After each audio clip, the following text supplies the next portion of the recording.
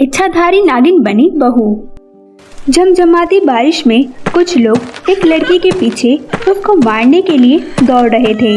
तभी एक तेजी से कार आती हुई से उसकी टक्कर हो जाती है और लड़की वहीं पर ही बेहोश हो गई। लड़का कार से उतरता है और घबराता हुआ बोला, अरे लड़की तो बेहोश हो गई और तुम लोग इस मासूम के पीछे क्यों पड़े हो? अरे ये मासूम नहीं है नागिन, और आप हमारे रास्ते से हट जाओ। आज हम इस नागिन को छोड़ेंगे नहीं। अरे इसे कोई हाथ भी तो लगाए, मार मार के सूरमा बना दूंगा। भाइयों, ये लड़का अपने आप को ज़्यादा ही हीरो समझ रहा है। इस नागिन से पहले इसी का सूरमा बनाना पड़ेगा। और इतने में ही सबकी मुठभेड़ हो जाती है और मोहित सबको मारकर वहां से भगा देता है। इतनी मासूम लड़की को ये बेवकूफ़ गांव वाले नागिन बता रहे हैं और इसे कितनी चोट भी लगी है। एक काम करता हूँ, मैं इसे अपने घर ले जाता हूँ। मोहित उस लड़की को अपने घर ले आता है। थोड़ी देर बाद उसे होश आया। तभी मोहित की माँ सुजाता कहती है, कैसी तबीयत है बेटी तुम्हारी? तुम ठीक तो हो ना? हाँ, मैं बिल्कुल ठीक हूँ, पर मैं यहाँ पर कैसे आई? तुम्हें मेरा बेटा मोहित लेकर आया है। और बेटी, तुम्हारा नाम क्या है? कहाँ रहती हो? तुम्हारे घर वाले भी तो परेशान होते होंगे ना तुम्हारे लिए। माँ जी, मेरा नाम चंदा है और मेरा इस दुनिया में कोई नहीं, मैं अनाथ हूँ। ये कहकर चंदा रोने लगी। चुप हो जाओ बेटी, जिसका इस दुनिया में कोई नहीं उसका भगवान होता है। और आज से तुम अपने आप को अनाथ मत समझना, इसे अपना ही घर समझो और आराम करो। चंदा पर तरस खाकर सुजाता अपने बेटे से कहती है, लड़की अनाथ है बेटा, पर इसे हम न अपने घर में रख सकते हैं और न ही कहीं भेज सकते हैं। अब क्या करें? वो क्यों माँ? आपने अभी तो कहा चंदा अनाथ नहीं है। आपकी बातें सुन के तो मुझे ऐसा लगा कि उसे आप हमारे घर में ही रखेंगे। बेटा, लड़की जवान है, इसे अपने घर में रख तो लूं, पर समाज और जाति धर्म को क्या जवाब देंगे? माँ, आप कौन से समय की बात कर रहे हो? आज के टाइम में कौन समाज वमाज लेके चलता है? तू नहीं समझेगा बेटा, थोड़ी सी बात गांव वालों को पता नहीं चलती और वे उस बात का बतंगड़ बना देते हैं। माँ, ये गांव वालों को छोड़ो। आप कहती थी ना, पूरा दिन अकेले रह के मैं बोर हो जाती हूँ। अगर चंदा साथ में रहेगी तो आपका मन भी लगता रहेगा और काम काज में आपकी मदद भी हो जाएगी। मोहित की बातें सुन और काफी सोच विचारों के बाद सुजाता ये फैसला करती है कि वह चंदा की शादी अपने बेटे के साथ करवाएगी।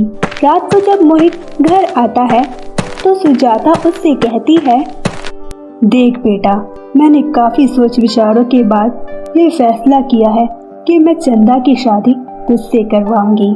बोल, क्या तू करेगा उससे शादी? माँ, इतनी सुंदर और सीधी सादी लड़की से कौन शादी करना नहीं चाहेगा? मैं तैयार हूँ चंदा से शादी करने के लिए। सुजाता मोहित और चंदा की शादी बड़ी धूमधाम से करवा देती है। शादी के कुछ दिनों बाद ही सुजाता को एक नाग दिखता है।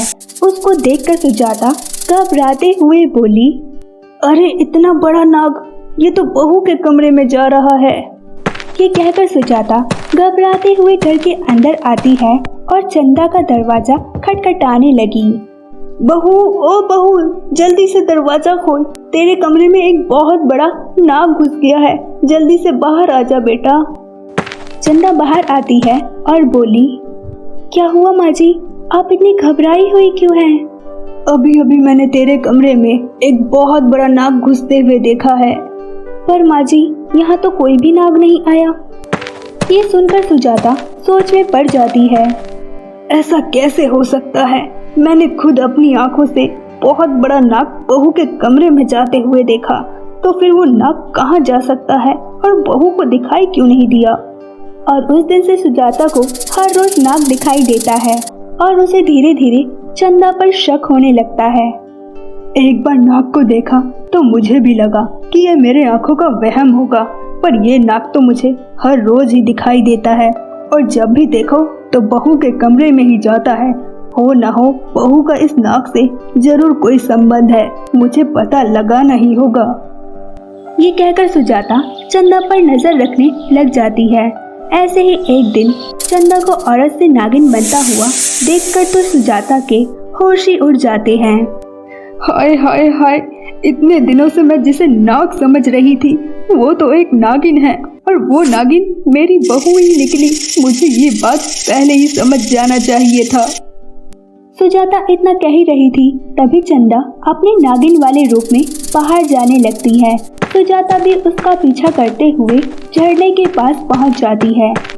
चंदा जब झरने से नहाकर बाहर निकलती है तो सुजाता को अपने सामने खड़ा देख कहती है, अरे माँ जी, आप यहाँ पर क्या कर रही हो? ये सवाल तो मुझे तुझसे करना चाहिए कि तू यहाँ पर क्या कर रही है। वो माँ जी, मेरा घूमने का मन कर रहा था, बस इसलिए इस जंगल में आ गई। चंदा की बातें सुनकर सुजाता और गुस्से में आ गई और बोली, बस कर दे चंदा, और कितना झूठ बोलेगी। मैं तेरी सच्चाई जान चुकी हूँ कि तू एक नागिन है, और ये सारी बातें अब मैं अपने बेटे को भी बताऊंगी कि इतने दिनों से हम जिसके साथ रह रहे हैं वो तो एक नागिन निकली। नहीं माँ जी, ऐसा कुछ मत करिएगा, मोहित को इस बारे में कुछ मत बताइएगा।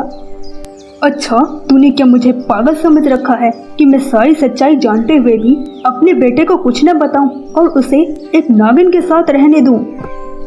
चंदा सुजाता के आगे बहुत गिड़गिड़ाती है, बहुत मिन्नतें करती है। चंदा को गिड़गिड़ाता हुआ देख सुजाता को उस पर तरस आ जाता है और वह कहती है, ठीक है, अगर तू कहती है तो मैं अपने बेटे को कुछ नहीं बताऊंगी, पर तू ये बता कि तू हमारे ही घर में क्या करने आई थी? ये सुनकर चंदा सुजाता को आज से 5 वर्ष पहले की दुर्घटना के बारे में बताती है। माँ जी, आपको आज से 5 वर्ष पहले वो अमावस की रात तो याद होगी ना?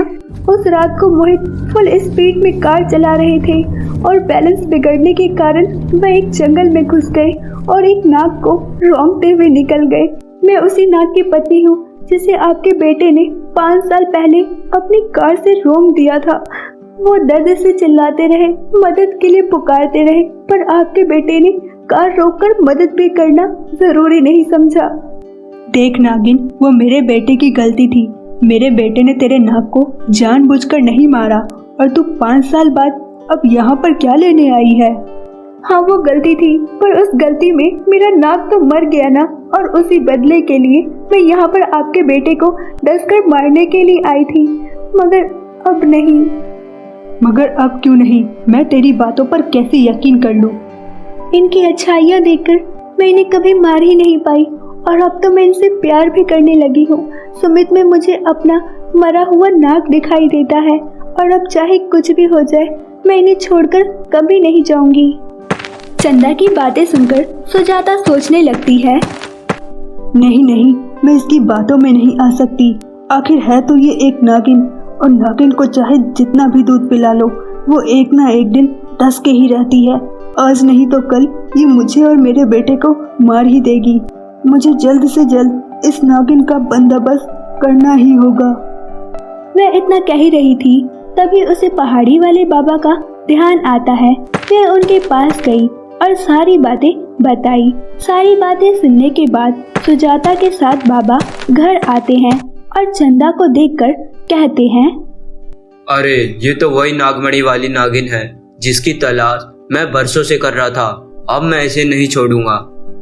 माँ जी, मैं आपके पैर पकड़ती हूँ, मेहरबानी करके इस बाबा को इस घर से निकाल दीजिए। मैं क्या पागल हूँ जो इन बाबा को बाहर निकाल दूँ? अरे मैंने ही तो इन्हें यहाँ पर बुलवाया है। बाबा, इससे पहले ये नागिन अपना रूप बदलकर कहीं भाग जाए, आप इसे वश में कर लीजिए। तभी वहाँ पर मोहित आ जाता है और चंदा रोते हुए उसे सारी बातें बता देती है। चंदा की बातें सुनकर मोहित को बाबा और सुजाता पर बहुत गुस्सा आता है और वह कहता है, बाबा जी, चोला महात्मा का और काम हैवान वाले, क्या आपको इस मासूम पे तरस नहीं आता? पर बेटा, हम इस नागिन को अपने घर में कैसे रख सकते हैं? चुप करो माँ। नागिन नागिन नागिन, ये मेरी पत्नी है और मैं इसके बिना एक पल भी नहीं रह सकता। मैं भी देखता हूँ मेरे होते हुए इसको कौन हाथ लगाता है।